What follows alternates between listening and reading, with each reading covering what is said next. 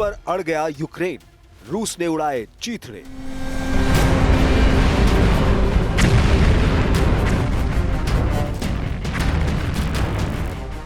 एक 1292 दिनों की रूस यूक्रेन जंग अब खुलकर शहरों में शुरू हो चुकी है। जब से यूक्रेनी सेना ने रूस के तेल डिपो और पाइपलाइनों को धमाकों से उड़ाया है, उसके बाद से पुतिन ने यूक्रेन के बड़े बड़े शहरों के वीवीआईपी इलाकों पर हमले शुरू करवा दिए हैं। सबसे ताजा खबर यह है कि यूक्रेन की राजधानी समेत 1 दर्जन यूक्रेनी शहरों पर रूस ने 823 से ज्यादा हवाई हमले किए हैं। इधर जेलेंस्की भी रूसी हमलों से पूरी तरह बौखला गए हैं। जेलेंस्की ने तो यहाँ तक ऐलान कर दिया है कि वो अब किसी भी कीमत पर रूस के राष्ट्रपति पुतिन से मीटिंग नहीं करेंगे। इधर अमेरिका के राष्ट्रपति डोनाल्ड ट्रंप ने दावा किया है कि वो रूस पर नए और बड़े प्रतिबंध लगाएंगे। ट्रंप ने यह भी खुलासा कर दिया है कि 8 सितंबर और 9 सितंबर को यूरोप के टॉप लीडर अमेरिका में आकर तय करेंगे कि रूस को यूक्रेन से कैसे बचाया जाए, पुतिन से कैसे निपटा जाए।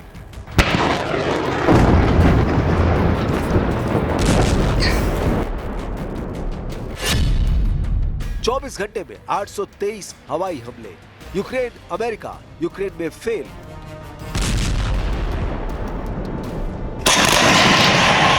सत्ताईस फीसदी से ज्यादा यूक्रेनी इलाका रूसी सेना के कब्जे में आ चुका है। पूर्वी यूक्रेन का डॉनबास इलाका 90% रूसी कंट्रोल में जा चुका है, लेकिन उसके बावजूद रूस के हमले कम होने के बजाय तेज हो रहे हैं। खुद पुतिन ने एक हफ्ते पहले मीडिया के सामने 2 टूक कहा था कि रूसी सेना तेजी से यूक्रेनी इलाकों पर कब्जा कर रही है और रूसी सेना की लगभग हर यूनिट सफलतापूर्वक यूक्रेन में अपने लक्ष्य हासिल कर रही है। इस बयान के बाद से अब तक रूस ने यूक्रेन पर 3000 से ज्यादा हवाई हमले किए हैं, जिसमें क्रूज, बैलिस्टिक मिसाइल और बहुत बड़ी संख्या में ड्रोन हमले शामिल हैं।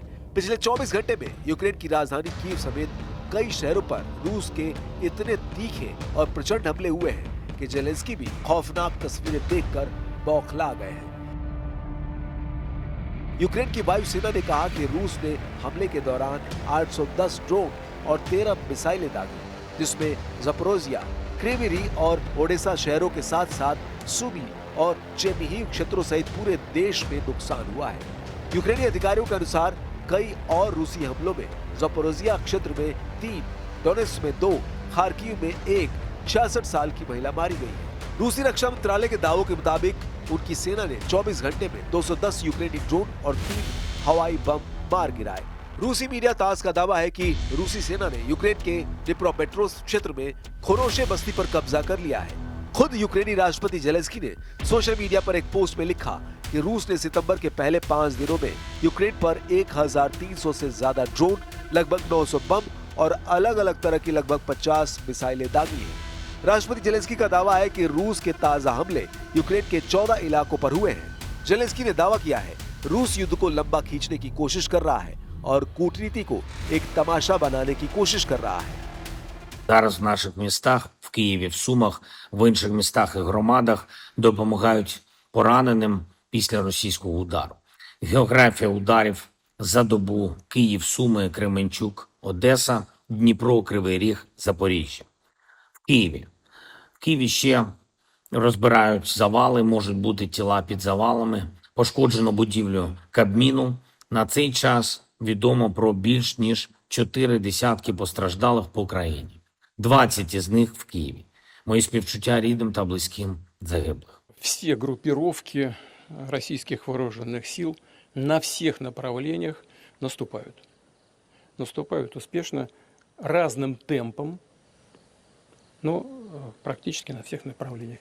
Перечислять не буду, если вы представляете телеканал «Звезда», вы знаете названия этих группировок и направления их боевой работы. Как на это реагирует противник. Вот то, что мы видим, он пытается затыкать дыры, что называется.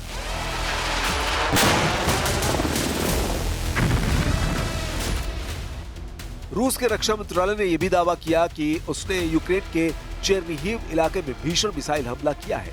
रूसी सेना का दावा है कि उसने इस्कंदर मिसाइल हमले से यूक्रेनी सेना को भीषण नुकसान पहुंचाया है। रूसी सैनिकों ने यूक्रेन के दक्षिण पूर्वी डिप्रोपेट्रोव्स्क इलाके के नोवोसेलिव्का गांव पर भी कब्जा कर लिया है। यूक्रेनी सैन्य कमांडर ओलेक्सांद्र सिर्स्की ने रूस के तेज होते हवाई हमलों को लेकर चिंता जताई है और पश्चिमी देशों से ज्यादा बेहतर एयर डिफेंस देने की मांग की है। रूस के खूनी हमलों से क्या अब यूक्रेन को यूरोप के 26 देश बचा पाएंगे? ये एक बहुत बड़ा सवाल है, क्योंकि राष्ट्रपति जेलेंस्की ने दो टूक कहा है कि अब पुतिन के साथ मीटिंग का कोई मतलब ही नहीं बनता है। एक अमेरिकी मीडिया चैनल से बातचीत में यूक्रेनी राष्ट्रपति वोलोदिमीर जेलेंस्की ने कहा कि मैं एक आतंकी की राजधानी मॉस्को नहीं जा सकता, क्योंकि यूक्रेन पर हर दिन हमले हो रहे हैं। पुतिन क्यों आ सकते हैं? हम आपको बता दें, अलास्का बैठक के बाद से अमेरिकी राष्ट्रपति ट्रंप पुतिन और जेलेंस्की के बीच आमने सामने बैठक कराने की कोशिश कर रहे हैं। हाल ही में पुतिन ने कहा था कि वो जेलेंस्की से मिलने के लिए तैयार है, लेकिन ये बैठक मॉस्को में होनी चाहिए। इधर रूसी सरकार के प्रवक्ता दिमित्री पेस्कोव ने स्पष्ट किया कि जेलेंस्की को रूसी राजधानी मॉस्को में आत्मसमर्पण करने के लिए नहीं, बल्कि बातचीत करने के लिए आमंत्रित किया गया है। रूस के हमले और जेलेंस्की की नाराजगी के बीच अमेरिकी राष्ट्रपति डोनाल्ड ट्रंप ने भी संकेत दिए हैं कि अमेरिका रूस पर नए प्रतिबंध लगाने जा रहा है। व्हाइट हाउस में जब उनसे पूछा गया कि क्या वे सीधे व्लादिमीर पुतिन को निशाना बनाएंगे, तो उन्होंने कहा, हाँ, मैं तैयार हूँ। ट्रंप पहले भी रूस और उसके तेल खरीदारों पर कड़े प्रतिबंध लगाने की चेतावनी दे चुके हैं। अब माना जा रहा है कि प्रतिबंधों के दूसरे चरण में ऊर्जा और वित्तीय क्षेत्रों को टारगेट किया जा सकता है। रूस का यह हमला न सिर्फ यूक्रेन बल्कि पूरी दुनिया के लिए चिंता का विषय है। यूरोपीय संघ और नेटो देशों ने रूसी हमलों की निंदा की है। कई देशों का कहना है कि रूस की बढ़ती आक्रामकता अंतर्राष्ट्रीय शांति के लिए खतरा है। इधर खबर है कि यूरोपीय देशों के प्रमुख राष्ट्रपति ट्रंप के साथ मीटिंग के लिए अमेरिका पहुंचने लगे हैं।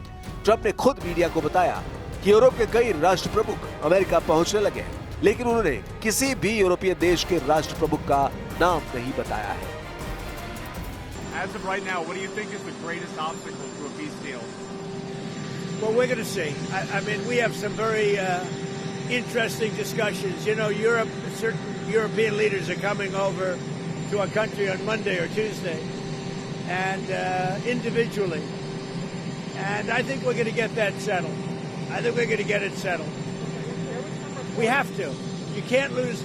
You know, when they're losing 5,000 to 7,000 soldiers a week for no reason, you have to get it settled. रूस के खिलाफ ऑपरेशन डॉइचलैंड, 1000 पन्नों में जर्मनी का वॉर प्लान।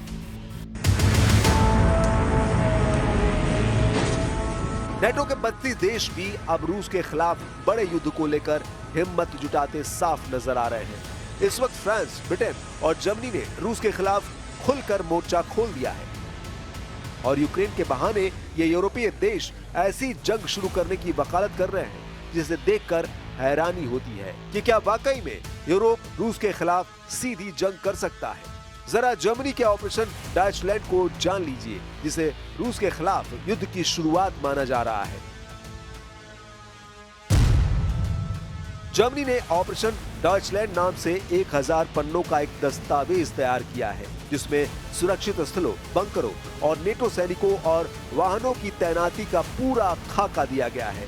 इसके अलावा परमाणु युद्ध की भी तैयारी की जा रही है, जिसमें यूरोपीय देश परमाणु हमले की स्थिति में जान बचाने के तरीकों पर काम कर रहे हैं। दस्तावेजों से पता चला है कि जुलाई में ब्रिटेन और फ्रांस के बीच एक समझौता हुआ है, जिसके तहत विश्व युद्ध 3 की स्थिति में दोनों देश अपने हमलों को एक साथ कोऑर्डिनेट करेंगे। ये तैयारियां साबित करते हैं कि यूरोप में संभावित बड़े युद्ध की तैयारियों का स्तर कितना गंभीर है।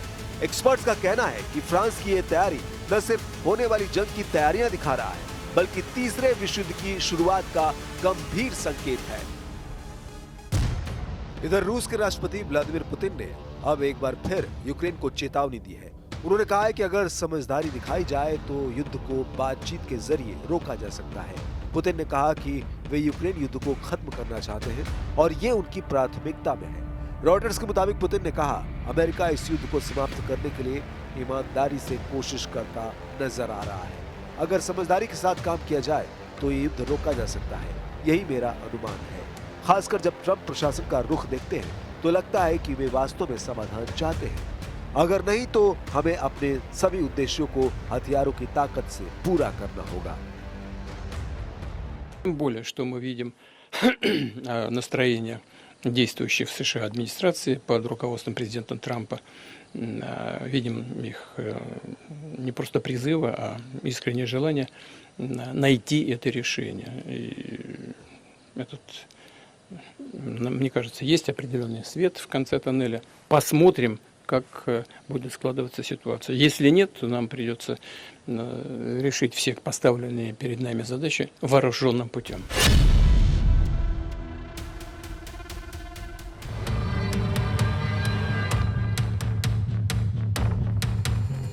इधर रूस ने यूक्रेन के पूरे डॉनबास के 88% इलाके पर कब्जे का दावा किया है।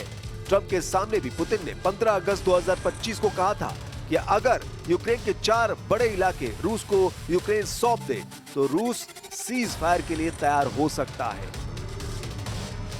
लेकिन जेलेंस्की ने दो टूक कह दिया है कि यूक्रेन की जमीन रूस को गिफ्ट में नहीं दी जाएगी। यूक्रेनी सेना ने भी चुन चुनकर रूस की तेल रिफाइनरियों में भयंकर हमले किए हैं।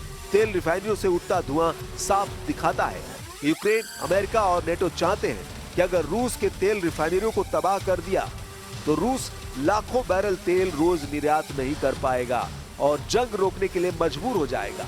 रूस पर यूक्रेन के ताजा हमलों से साफ पता चलता है कि यूक्रेन लंबी जंग के लिए खुद को तैयार कर रहा है।